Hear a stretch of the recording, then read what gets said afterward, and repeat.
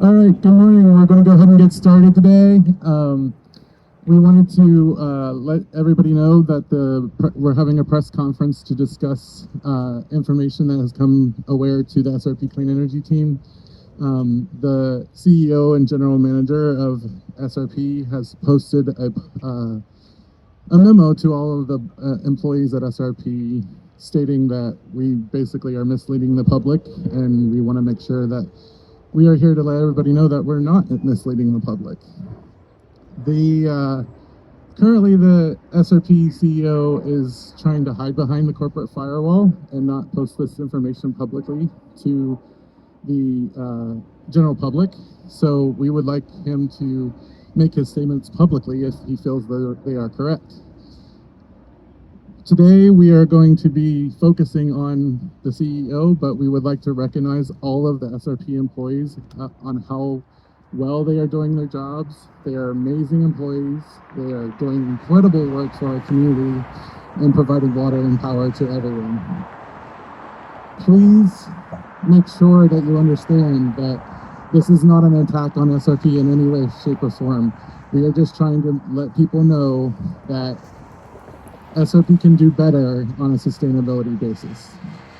Our first speaker today is Nick Brown, and he is a current SRP board member, and he's up for re-election here on Tuesday. Thank you, Randy.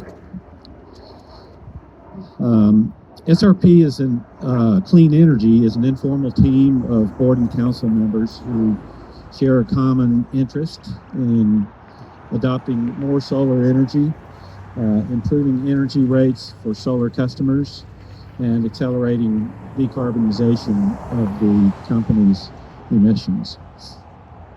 On Wednesday, March 26th, CEO Jim Pratt sent a communication to SRP's 5,900 employees via an internal employees communication portal,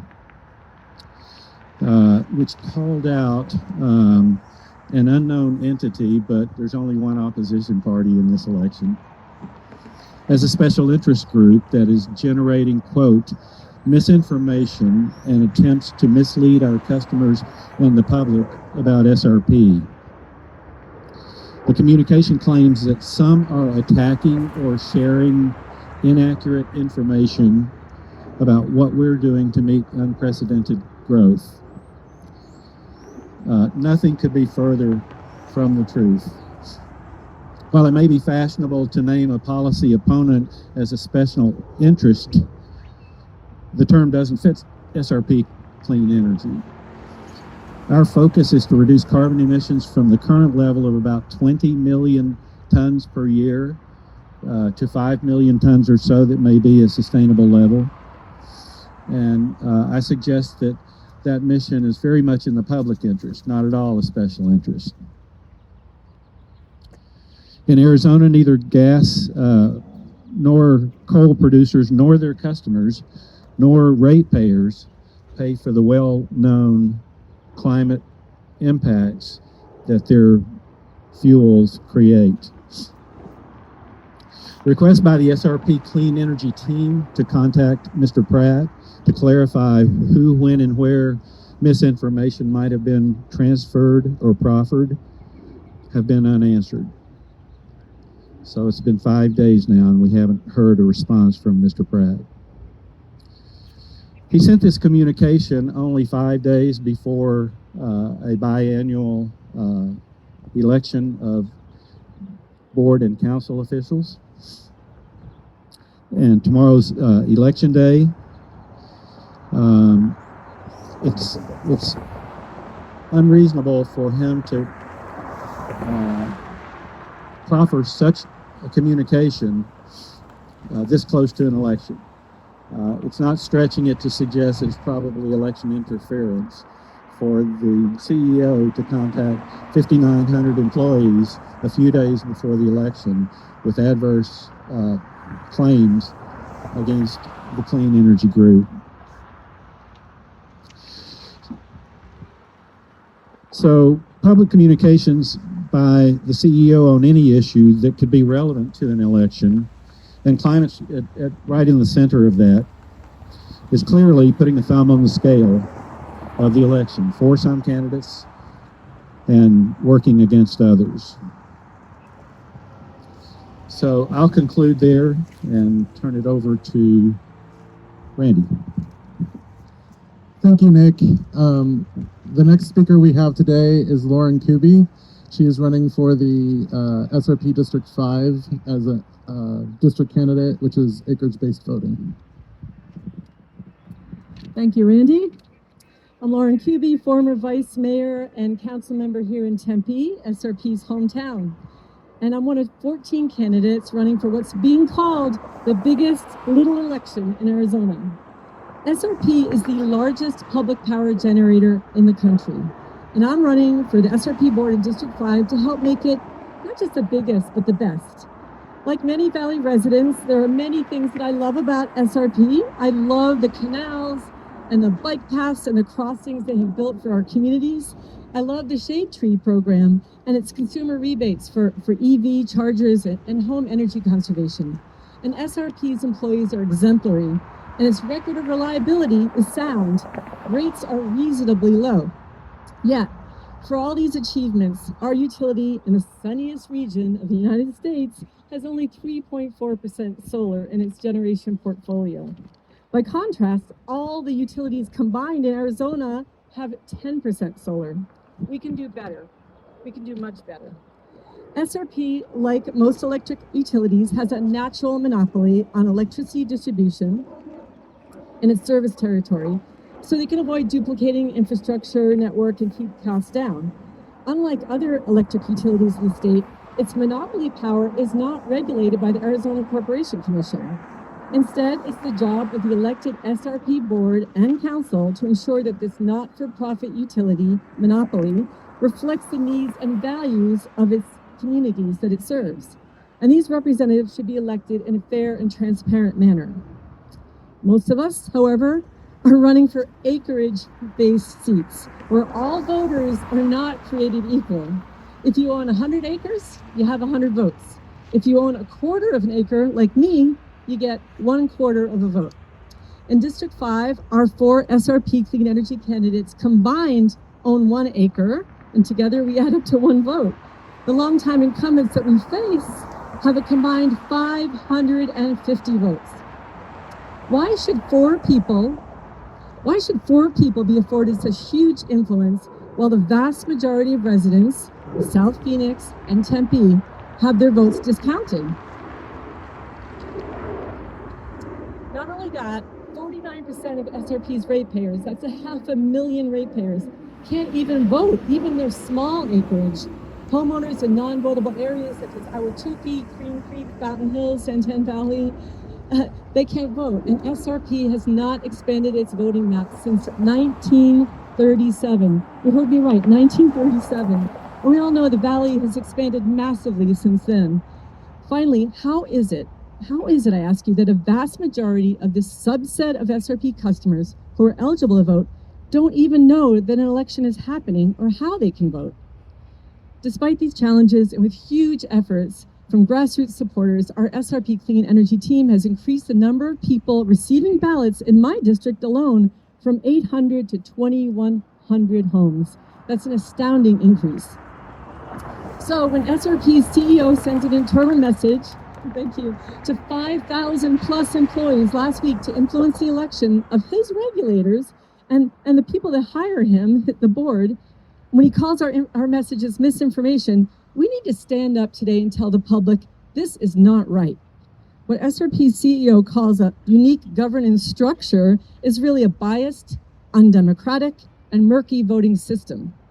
Sending his internal message last week further biased an already undemocratic election that we will win, but we need voters to drive to SRP Voting Center and cast those votes today. The polls close tomorrow, so the polls are open today to 5 o'clock, and then tomorrow all day from 6 a.m. to 7 p.m. As a board member, as a future board member, I will advocate for reform and elections where everyone automatically gets a ballot, where all SRP ratepayers are represented. Again, I can't emphasize this enough. The antiquated acreage-based voting system is hard enough, but then to have the CEO put his thumb on the scales through his message to all SRP employees is wrong. This public monopoly should not get involved in choosing the board that is elected to oversee it, especially when an existing board member named his company Hitler Management, and the utilities management did nothing to stop that, and they chose to ignore it. Again, SRP's voting system is undemocratic. It's in dire need of reform and transparency. We urge all of those who receive ballots to drop them off at the voting center today by 5, or tomorrow, all day, election day, 6 a.m. to 7 p.m. And if you're a homeowner and you never asked for a ballot, or you lost your ballot, or you threw it away by mistake, you can still vote in this election. Just come to the voting center today by 5, or all day tomorrow, election day, at 1500 North Mill Avenue, right by the zoo. And cast your vote for affordable, clean energy, healthier air and water, and a fair voting system for SRP Board and Council. Thank you. Thank you, Lauren. Our next speaker today is Sandra Kennedy. Sandra is a former ACC commissioner and is running for at-large seat 13.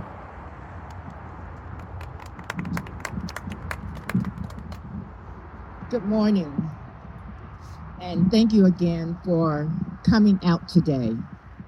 As you have heard from our previous speakers, we have a serious issue at hand. As a candidate for the SRP board, I am concerned about the lack of transparency, accuracy, vision, and integrity. As a corporation commissioner, I was always known as a staunch consumer advocate who fought for lower rates and a cleaner environment. And I will continue this fight for the ratepayers and the consumers of Salt River Project's territory. This tired rhetoric from the SRP CEO about SRP's renewable energy efforts, when the dismal truth is just the opposite. Well, it is just not acceptable. Everyone says they want reasonable rates, but the clear evidence under testimony shows very differently. The need to go in a different direction is pretty evident. I am deeply concerned and extremely disappointed by the SRP CEO trying to influence the election of his board, especially by using false assertions. It reminds me a bit of a well-known incident not too long ago where I was a candidate for the Arizona Corporation Commission, and the largest for-profit utility spent millions of dollars to defeat me and buy their very own set of regulators for propagandizing, and which led to enormous unwanted rate hikes and no progress in renewable energy. After I was elected to the commission, I exposed it all. I am here to tell you, to say the least, what the CEO of this not-for-profit, community-based utility company really should be doing is what is good for the public interest. What he claims as accomplishments for SRP's good in reducing carbon emissions is instead an admission of the utility's years-long dismal performance in renewable energy. He should be ashamed of the lack of progress SRP has made in these regards. I'm very disappointed that he would stoop this low to the same levels as APS, Pinnacle West, and this fight underscores why I am running. Thank you. Thank you, Sandra. that's all of our speakers for today, but if you would like to interview anybody in particular, well, they're available afterwards. Thank you.